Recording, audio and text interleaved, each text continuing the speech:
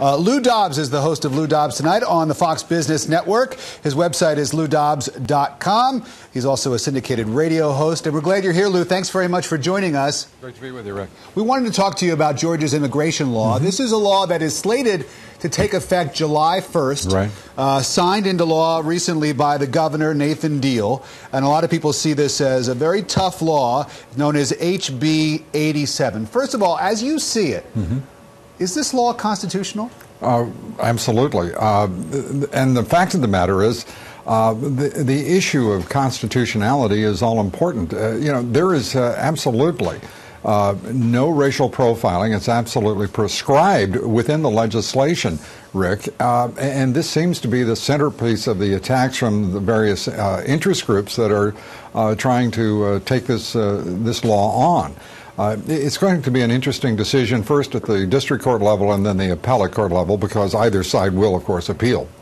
And then, I think both sides look at this as something that will eventually make its way to the U.S. Supreme Court. You mentioned the concerns that have been raised by some critics over the issue of racial profiling. The law would empower local and state police to investigate the immigration status of certain suspects and arrest illegal immigrants and take them to state and federal jails. This basically sort of assumes that the police in this case are not going to act in a proper way. There is an automatic assumption that the police are going to overstep their powers or their boundaries here. You mean by those suing the plaintiffs? Yes, by those critics. Exactly. And in fact, within the legislation, there is the requirement there must be an arrest of a serious crime. This can't be just simply an officer deciding that he or she will pull somebody over. There has to be an absolute reason. It has to be a serious crime, and it can only follow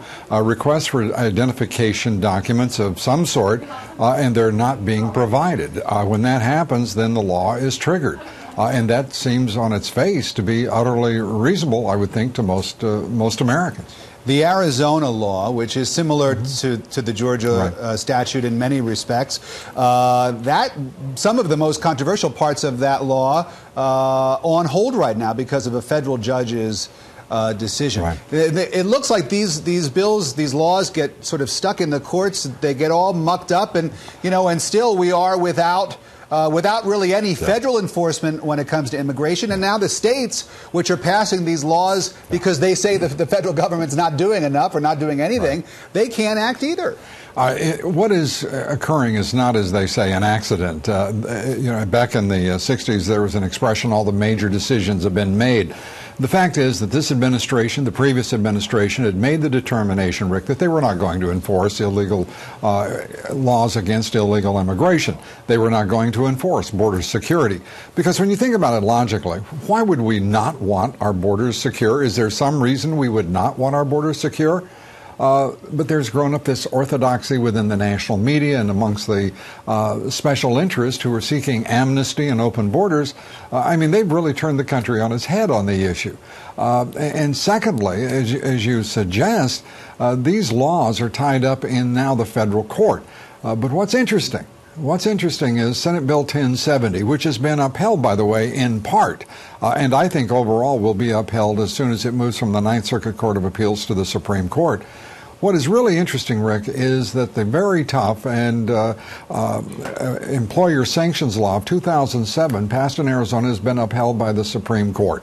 That means that states are going to have the power to enforce anti-illegal immigration measures, just as Arizona has, sanctioning employers knowingly hiring illegal immigrants, landlords knowingly hiring or knowingly housing illegal immigrants. This is a major tool in the fight against illegal immigration, and the national media doesn't want to pay too much attention to it because it's an inconvenient reality, if you will. It's interesting that you would say that, Lou, because in the Fox chat rooms, people have been wondering, why aren't we hearing more from the various GOP candidates on this topic? Why isn't the media asking these questions of those who have thrown their hat into the ring here to run for the GOP nod? As you sort of survey the field, which has a new name today in Governor John Huntsman. Right.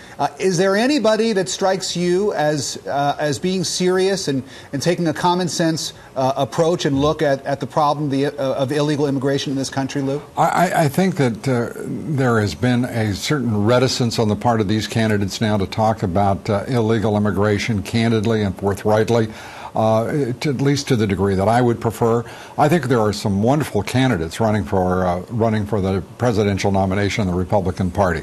I truly think that we're going to see some greater clarity in this election cycle than we did in 2008. You may recall in 2008, no one zeroed in on the issues of amnesty and border security with either John McCain or with President then Senator Obama.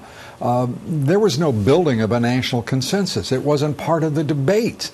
This time it will be, because the issue is all the more important, because we've got 25 million people out of work, underemployed, or simply given up finding employment in this country.